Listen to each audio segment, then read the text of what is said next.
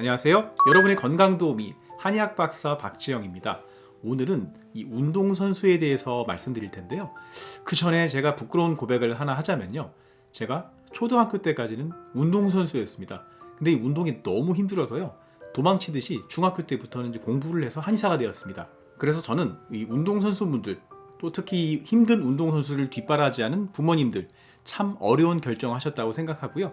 늘 응원하고 있습니다. 일단 운동선수 본인과 운동선수 부모님 응원과 격려의 말씀 올리고요.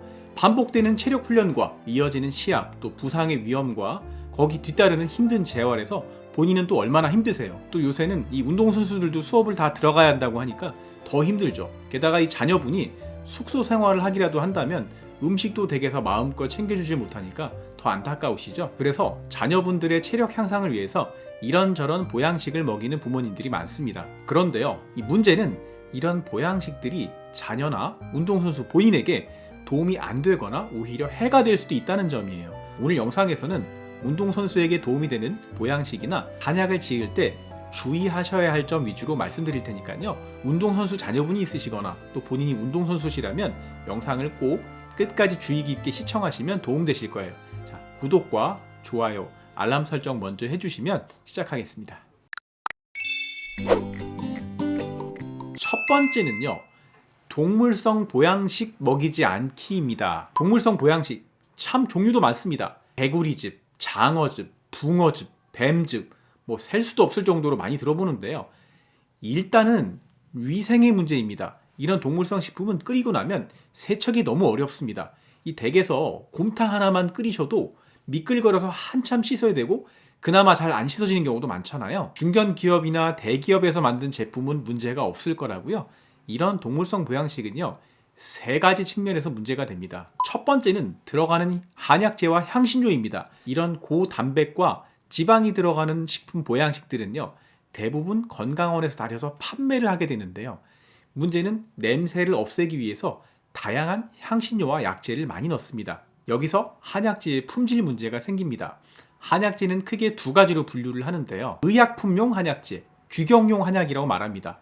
이 한의원에서 사용하는 한약재인데요.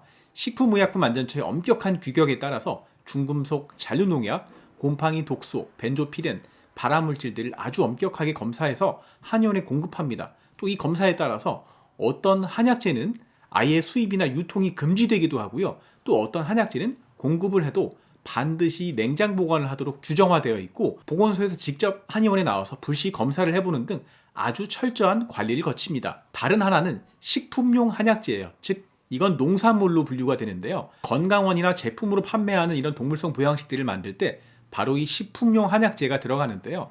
삼계탕이나 식재료로 소량을 넣어서 맛을 내는 데 사용하는 것은 상관이 없지만요. 민감한 운동선수에게 다량으로 넣기에는 부적합하고요. 또 개인의 체질에 맞춘 것도 아니고 가장 문제가 될 수 있는 점은 도핑에 걸릴 수 있습니다. 두 번째는 혈당 스파이크 문제예요. 붕어즙, 개구리즙, 장어즙 등의 동물성 보양식들은요. 즙의 형태로 드실 경우에는 혈당을 급격히 올릴 수가 있어요. 이걸 혈당 스파이크라고 하는데요. 이렇게 혈당 스파이크가 나타나면 곧바로 혈당을 내리기 위해서 인슐린이 다량 분비됩니다. 운동이나 시합에 집중을 해야 되는데 몸이 나른해지고 졸리고 또 배가 고파서 집중력이 저하되고요. 오히려 피곤함을 더 느낄 수가 있어서 시합을 망칠 수도 있습니다. 세 번째는 소화 흡수의 문제예요. 특히나 이 위장이 약한 운동선수들 같은 경우에는 이런 동물성 보양식품을 잘못 먹었다가는 탈이 나서 큰 고생을 할 수 있어요.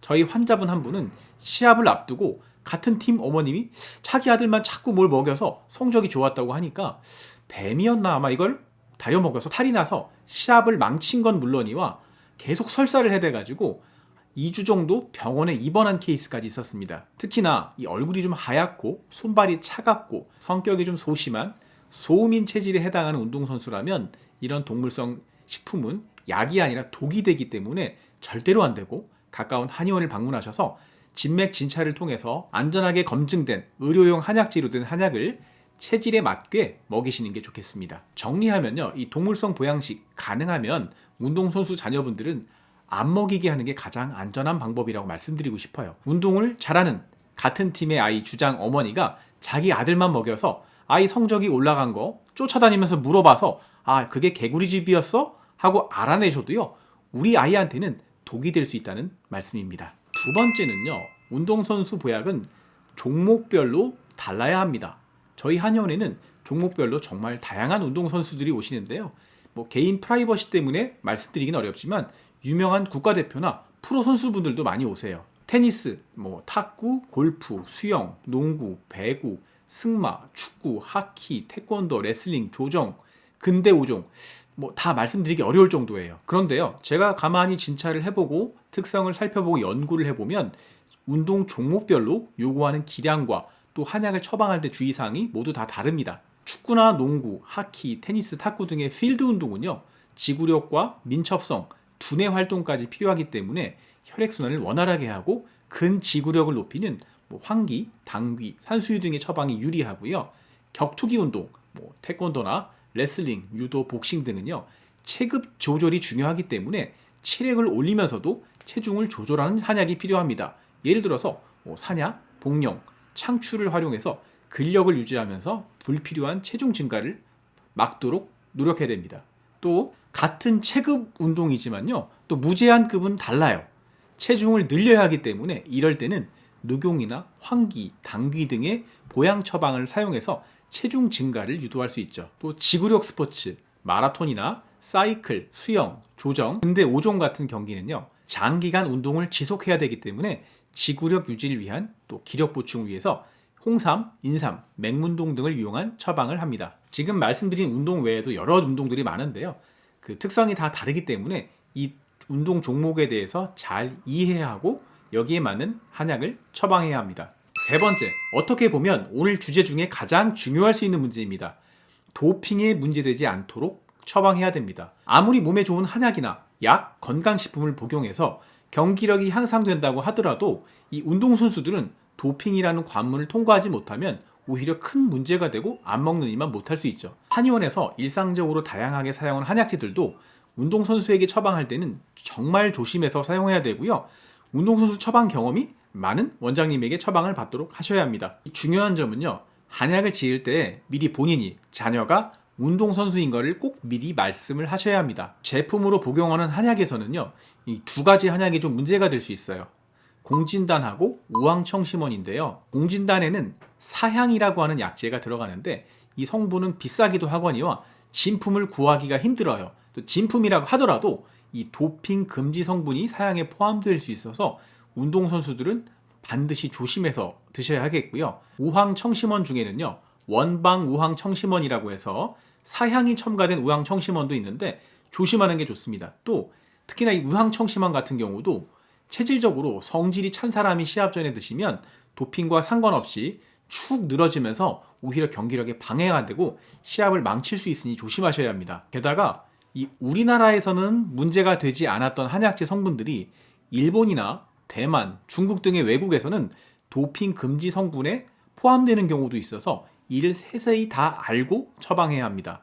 자, 동물성 보양식은 피하고 운동 종목에 맞게 도핑에 걸리지 않게 전문 의료용 한약재를 골랐다면요, 다음은 뭘까요? 개인 체질에 잘 맞춰서 처방해야 됩니다. 상체에 열이 많고 성격이 급한 경우에는 열을 내려줄 수 있도록 하고, 속이 차고 소화가 잘 안 되고 성격이 소심한 경우에는 속을 따뜻하게 해줄 수 있는 한약을 체질에 맞춰서 처방해야 합니다. 간혹 보면요, 초진, 즉 처음 보는 환자 진찰을 비대면 진료로 한약을 판매하듯 하는 경우가 있는데요. 반드시 한의사에 직접 대면 진맥 진찰을 통해서 자세히 진찰한 후에 한약을 처방해야 안전하다는 점 강조드리겠습니다. 오늘 영상에서는 운동선수의 경기력 향상을 위한 보충제나 한약을 드실 때 주의사항에 대해서 말씀드렸어요. 한번 정리해 볼까요? 첫 번째, 이 동물성 식품, 개구리즙, 장어즙, 붕어즙 등은 가급적이면 먹이지 않도록 하시고, 두 번째는 운동 종목의 특성에 맞춰서 처방하고, 세 번째는 도핑에 문제되지 않는 한약재를 잘 골라서, 네 번째는 개인 체질에 잘 맞춰서 의료용 전문 한약재를 대면 진찰로 처방한다입니다. 오늘 영상 잘 참고하셔서요, 잘 맞는 한약 처방 받으시고 체력이 향상되시고 경기력이 올라가서 좋은 성적 내시고 좋은 학교에 진학하시면 좋겠습니다. 오늘 영상이 도움이 되셨다면 구독과 좋아요, 알람 설정 부탁드리고요. 긍정적인 댓글은 영상 제작에 언제나 큰 힘이 됩니다. 오늘도 영상 시청해주셔서 대단히 감사합니다. 다음 영상에서 만나요.